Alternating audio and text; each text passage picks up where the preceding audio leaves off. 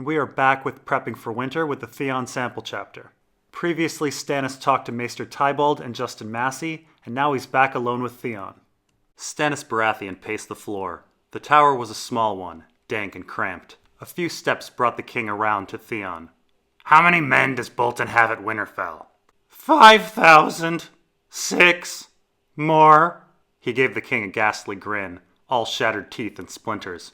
More than you. So we find that the tower is smaller than we probably first imagined. This really highlights how Stannis is really inconveniencing himself by placing Theon in his tower. Theon, of course, is hideous and stinky. This is more evidence of how important Theon is to Stannis.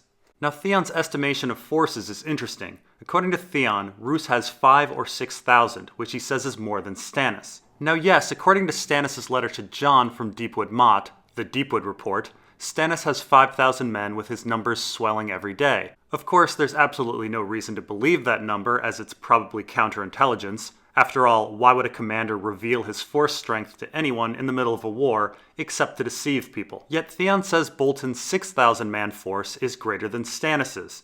How does Theon know that?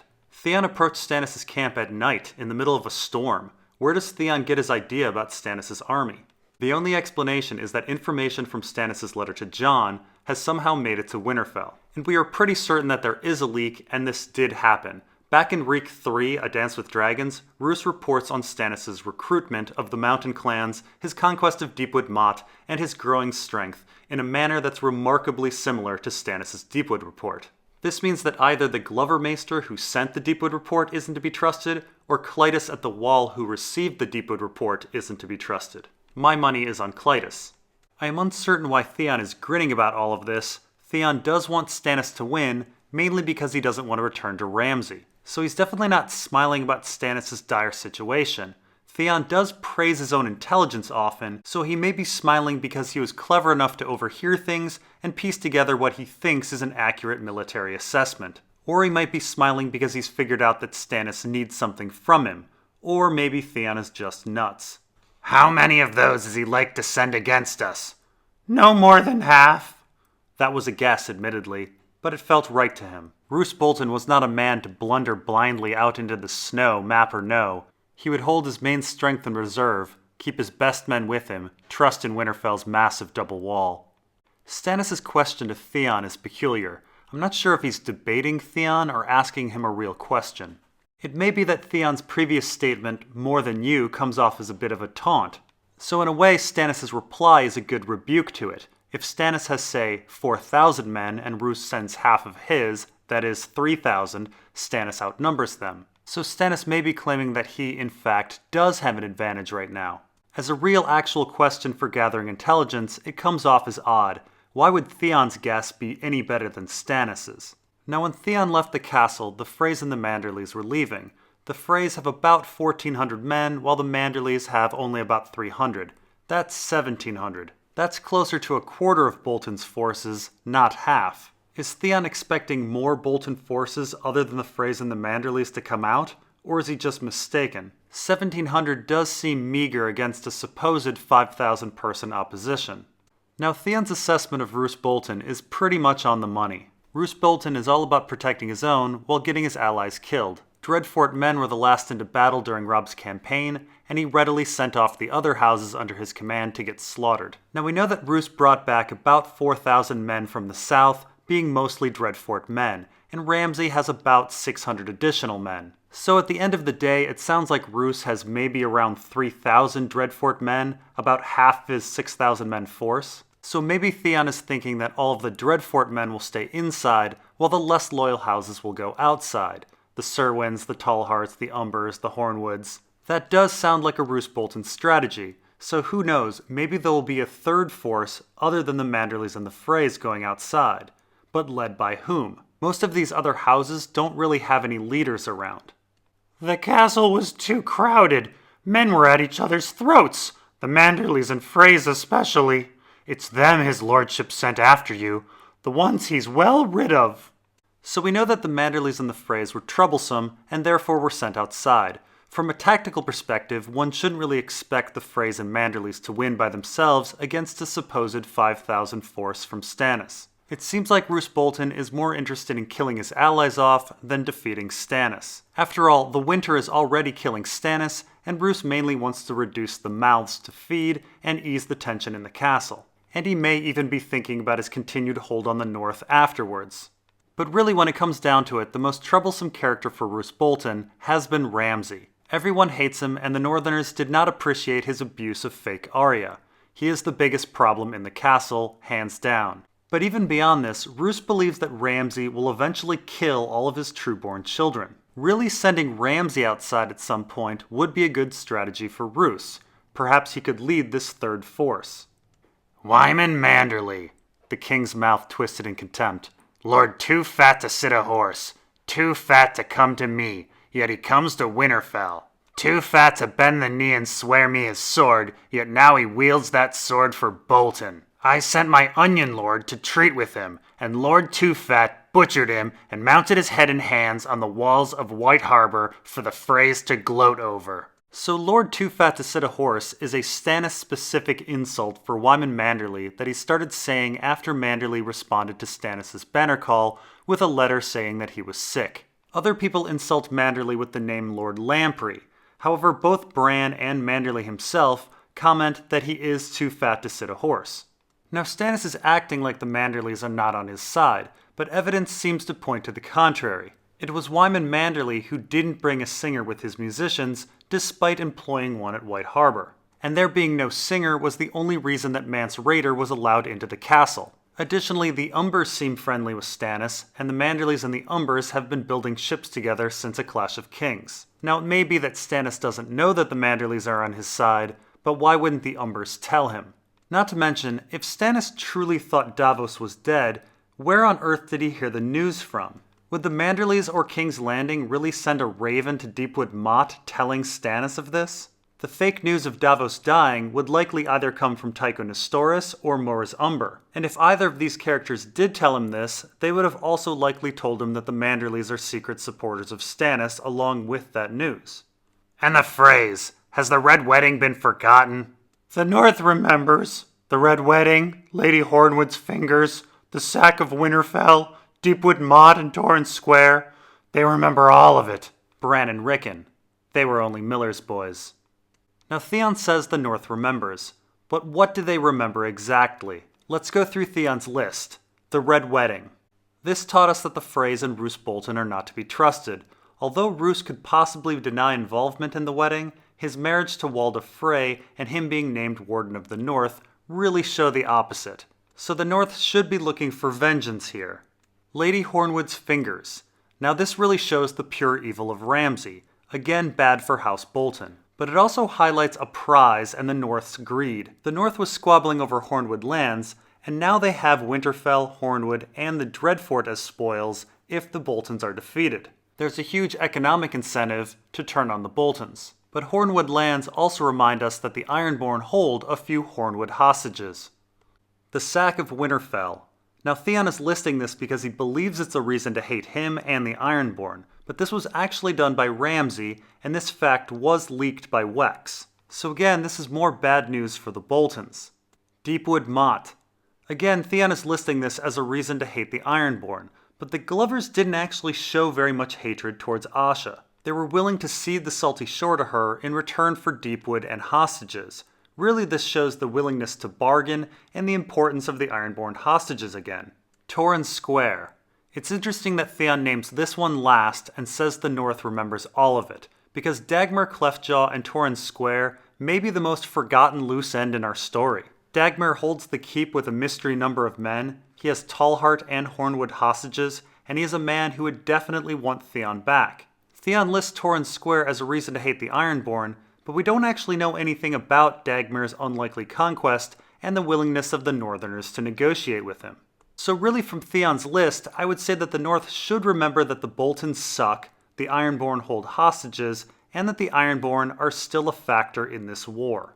Theon then follows up this list with the primary reason to hate the Ironborn, the execution of Bran and Rickon, which is a lie. And we know at least House Manderly and the Littles know this.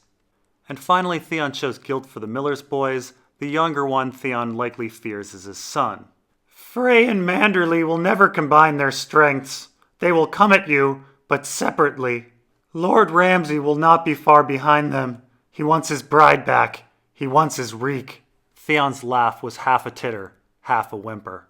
So Theon clearly thinks that there will be a third force coming, led by Ramsay, and it would make sense. Frey and Manderly forces are not strong enough to defeat a hypothetical 5,000-man Stannis army, and the other houses are liabilities, and Ramsay himself is a liability. Roose Bolton has every reason to throw Ramsay and these houses out of the castle. Interestingly though, Theon makes it all about him and fake Arya, that Ramsay will come for them. I'm not so sure Ramsay would actually want to come. Ramsay readily sacrificed his first plaything, Reek number 1, and made himself a new one quite quickly. Are Theon and Jane really that special to Ramsay? It's hard to say. Politically, Ramsay took Hornwood without continued presence of a bride. And even if he lost legitimacy to hold Winterfell, he still has Hornwood as a seat. Besides, Ramsay is more of a might makes right kind of person, rather than one that calculates the importance of feudal succession. Now, it may be that Ramsay has made calculations on Theon's importance to Stannis in bargaining, and there's the secrets that he holds. So perhaps Ramsay would want Theon back, but I'm skeptical. I would really see Roose as the driving force for sending Ramsay out of the castle. Now, Theon says something very interesting. He says he wants his bride back, he wants his reek, which are strikingly similar to I want my bride back and I want my reek, 2 lines from the Pink Letter. However, Theon met with Mance Rayder off-screen right before his escape, so he may have just been repeating something he said at that meeting. And some may argue that Theon really knows Ramsay, but Ramsay actually never says my reek or my bride ever. So overall, the Pink Letter mystery is still a mystery. Lord Ramsay is the one your grace should fear. Stannis bristled at that. I defeated your uncle Victarion and his Iron Fleet off Fair Isle, the first time your father crowned himself. I held Storm's End against the power of the Reach for a year and took Dragonstone from the Targaryens. I smashed Mance Rayder at the wall, though he had 20 times my numbers. Tell me, Turncloak, what battles has the bastard of Bolton ever won that I should fear him? So here we get a full list of Stannis' accomplishments that let us know the type of general he is. Incidentally, these words are very similar to what Davos says to Godric Borrell at the Sisters. Stannis seems to have prepared a speech listing these accomplishments that Davos has heard before. That, or our author simply repeats himself. So, Stannis defeated Victarion off of Fair Isle. The Ironborn have faster ships than everyone else, so Stannis cleverly waited for Victarion to enter some straits and trapped him on both sides. The Iron Fleet was utterly destroyed. So Stannis is patient, likes to neutralize his opponent's advantage, and goes for a full victory. Next, Stannis held Storm's End against the Reach, so here Stannis endured starvation with the help of smugglers. Again, patience, neutralizing the advantage, and this time using nefarious means. Next, Stannis took Dragonstone. We don't know the details here, but according to Viserys, insiders were going to surrender and sell Viserys to Stannis. So here we find out that Stannis is one to bargain and is one to use moles. Finally, Stannis smashed Mance Rayder at the wall. Here Stannis likely waited for Mance to attack the wall and surprised him, attacking his flank. Again, patience, neutralizing the advantage, and a full victory. Stannis is also a hostage taker, which allowed him to bring in Val and force Mance to do his bidding. So overall, I would say Stannis is pretty versatile. He fights on land, on sea, and with Quill and Raven. He has dealt with starvation and will bargain with deplorables like traitors, smugglers, and wildlings. But overall, I would say Stannis is quite patient and does enjoy the surprise attack. Oh, and he often goes for the complete victory. And here at the Battle of Ice, we see many of these elements. Like at Storm's End, he is managing starvation. Like with Dragonstone, he likely has moles inside Winterfell. And like at the Wall, he is likely outnumbered.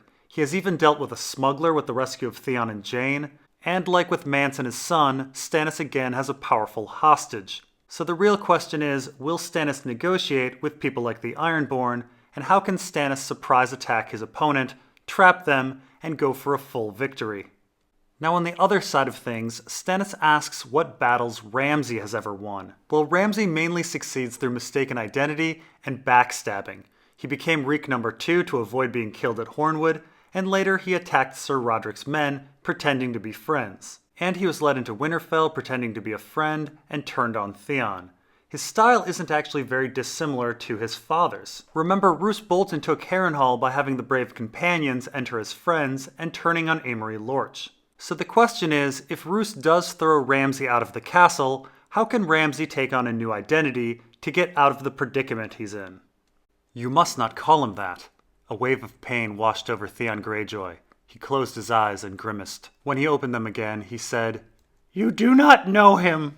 "No more than he knows me." "Knows me?" cried one of the ravens the maester had left behind. It flapped its big black wings against the bars of its cage. "Knows!" it cried again. Stannis turned. "Stop that noise." So here Theon claims that Stannis shouldn't underestimate Ramsay because he doesn't know him, and Stannis replies, "No more than he knows me." This is a funny statement. Stannis' methods for warfare are famous, while Ramsay's are not. So either Stannis is saying he's going to do something completely new and unrepresentative of his style, or he's saying that Ramsay's methods for warfare are known to him. I suppose if Wex leaked how Ramsay took Winterfell, then Stannis does know Ramsay's style, and I do wonder if perhaps Stannis will be incorporating Ramsay's style into his warfare. Now, why the ravens are cawing afterwards is a bit puzzling. These ravens are almost certainly Bran and Bloodraven. They caw out knows. Who knows what? Does Stannis know Ramsay's style? Does Ramsay know Stannis' style? Ramsay certainly knows Bran is alive. Does Stannis know Bran is alive? Of course, revealing to everyone that Bran is alive would change everything. Bran being dead is the prime piece of animosity between the Ironborn and the Northerners. But fear of execution is also the prime piece of leverage that Stannis has over Theon. Now, I will say that fans out there have put together various ways Stannis can win the Battle of Ice. The leading theory that I also subscribe to is the Night Lamp theory. Essentially, in the Sacrifice chapter, we hear about men digging fishing holes in the lake in the Crofters' village. And we know that the Frey forces have a map to the camp. If the Watchtower's light is extinguished and a new light were created on the island in the middle of the lake, then the Frey forces would become disoriented, march their way onto the lake, and fall through the fishing holes to their watery death. Then, some people take the plan a step further and say that Stannis' men could put on the Frey uniforms and sneak into Winterfell, led by the Manderlys. Stannis would essentially be using Roose and Ramsay's strategy against them, and this would nicely justify Stannis' talk where he compares himself to Ramsay. There is a small problem with this, though. For every Frey that falls into the lake, that's a uniform sinking to the bottom. And it would seem odd for the Manderlys and the Freys to arrive back at Winterfell together, since they hate each other, and the lack of Frey commanders would be problematic. If Stannis does plan on taking Winterfell Bolton style, he likely needs cooperation of another house that can walk into Winterfell, the Karstarks. Behind him the door opened. The Karstarks had arrived. Bent and twisted, the Castellan of Carhold leaned heavily on his cane as he made his way to the table. Lord Arnulf's cloak was of fine grey wool, bordered in black sable and clasped with a silver starburst. A rich garment, Theon thought, on a poor excuse for a man. He had seen that cloak before, he knew, just as he had seen the man who wore it. At the Dreadfort, I remember, he sat and supped with Lord Ramsay in Horsebane Umber, the night they brought Reek up from his cell. Now again, it's worth noting the awakening of Theon's memory. Theon did not recognize Arnulf Karstark at the Dreadfort, despite having met him before, but now Theon once again recognizes him. It's very important to note that Arnulf is an old man. Theon, of course, looks like an old man himself, and quite a bit of attention is put on Arnulf's garment. He wears a fur cloak with a silver brooch in the shape of his sigil. This is just as Bran did, and Theon used that cloak and brooch to make a swap of Bran for the miller's boy. And of course Stannis is known for swapping people himself. He swapped Mance for Rattleshirt before Mance's execution. It seems pretty likely that there will be a coming swap of Theon and Arnulf. Stannis' men want an execution, but Theon is far too valuable to execute. A swap would solve everything, and seems to be foreshadowed here. And that's all for now. We'll continue on in Theon I, Part 6.